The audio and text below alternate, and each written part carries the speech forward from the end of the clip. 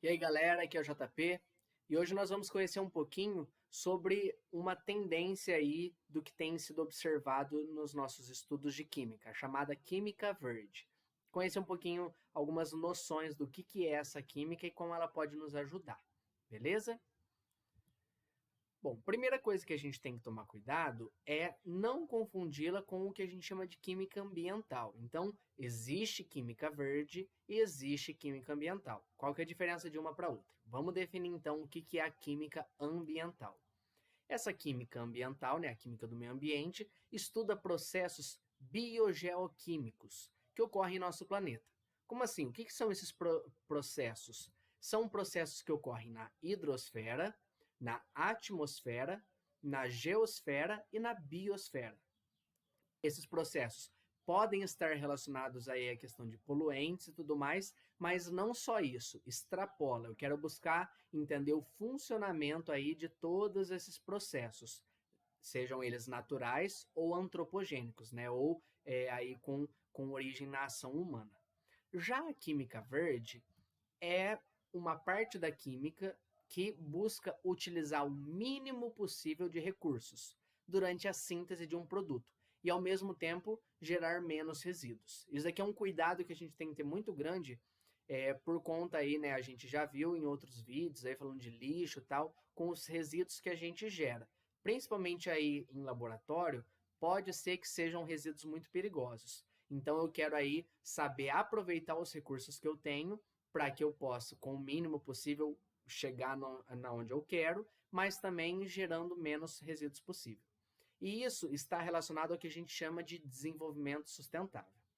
A gente pode falar de química verde ligada a qualquer parte da química, né? Então a gente pode tornar mais verde as práticas que a gente tem no laboratório, seja em química ambiental, inorgânica, orgânica, analítica, enfim, outras partes aí do estudo da química, beleza?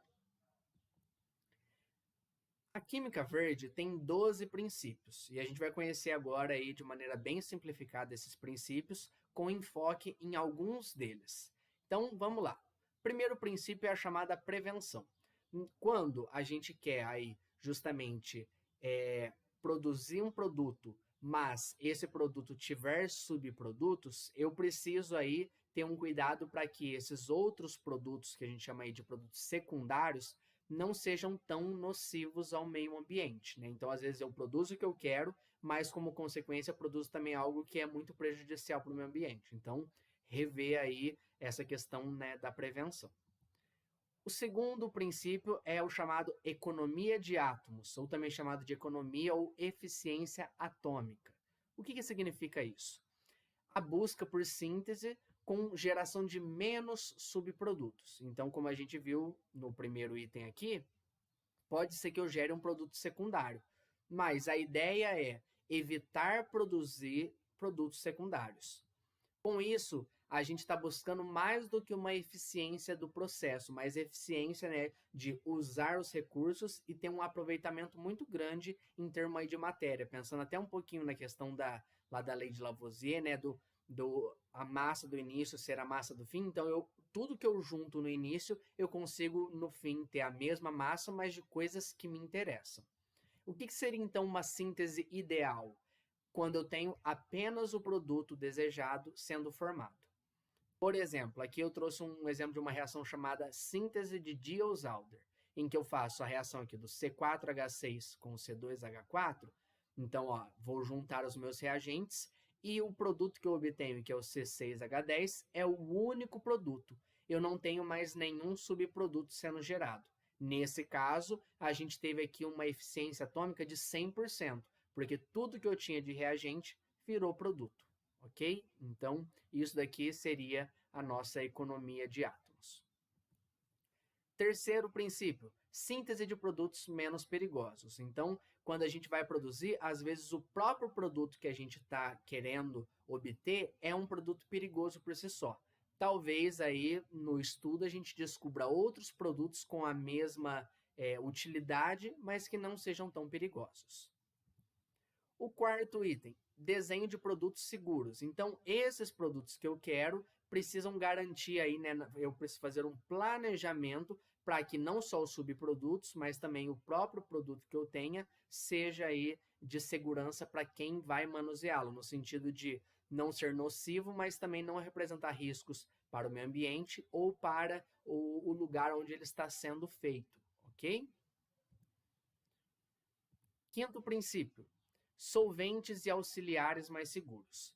A grande maioria das reações, para acontecer, precisa de solventes. Então, por exemplo, quando eu quero fazer reagir duas coisas, muitas vezes eu preciso dissolvê-las em água e misturar essas soluções aí para poder fazer a reação acontecer. Nesse caso, a água é o meu solvente. Mas a questão é necessário uma preferência por solventes cujo descarte, né, após realizar a minha síntese, tenha um efeito, né, um mínimo impacto ambiental. Não é toda reação que eu posso usar, por exemplo, água como solvente, porque tem coisas que não se dissolvem em água. E aí eu tenho que utilizar outros solventes, como por exemplo solventes orgânicos. Trouxe aqui dois exemplos, o benzeno e o cloroforme.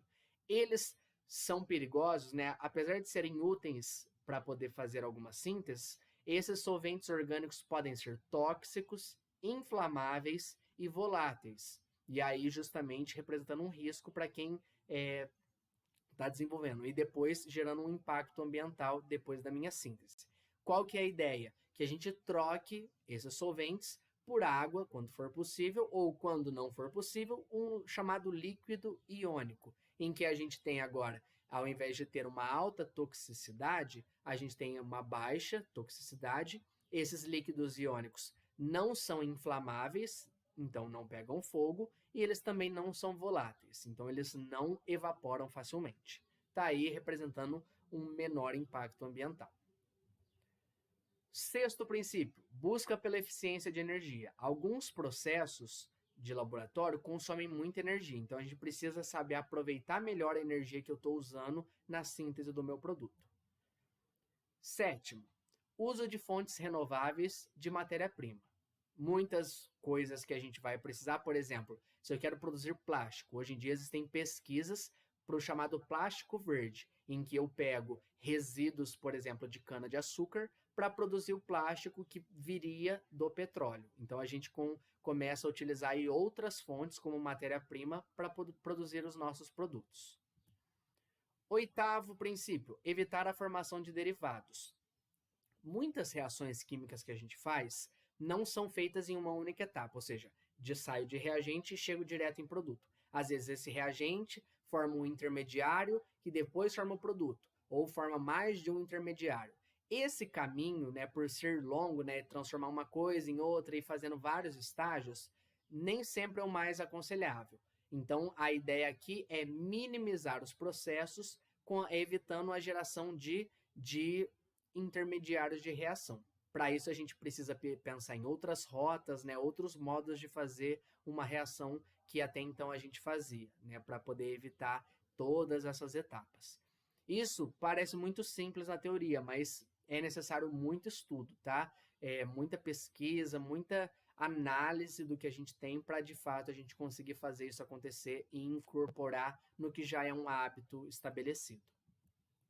Vamos aí para os últimos princípios. Como nono princípio, a chamada catálise. O que é essa catálise? É o uso de catalisadores, como a gente já estudou lá em cinética química, para aumentar a velocidade e rendimento das reações. Então, se eu aumento a velocidade, eu consigo chegar no meu produto mais rápido.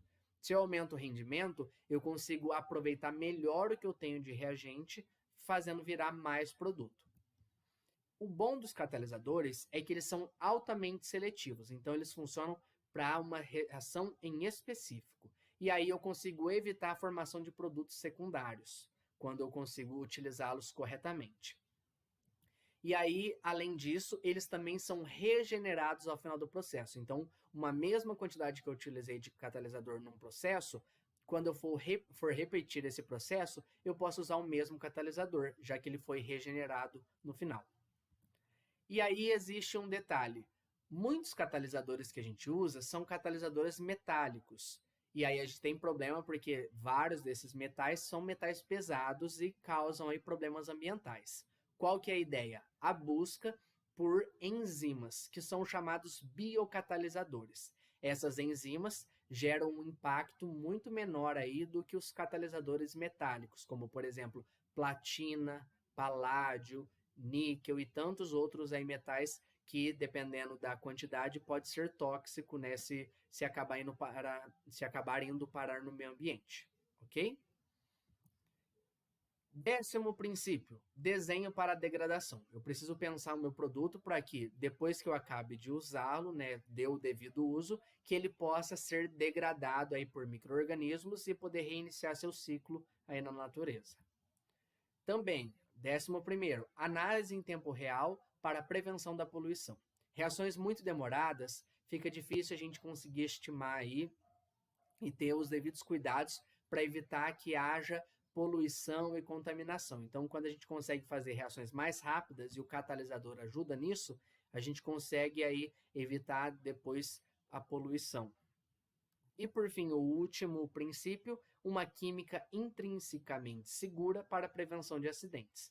Então eu preciso pensar aí numa reação que seja segura do início com os meus reagentes, ao longo do processo e também depois do processo.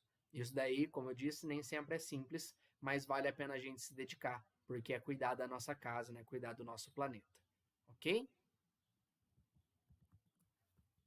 Bom, esse foi um panorama geral aí para a gente conhecer um pouquinho mais sobre essa chamada química verde. Agora a gente faz alguns exercícios. Qualquer dúvida, estou à disposição.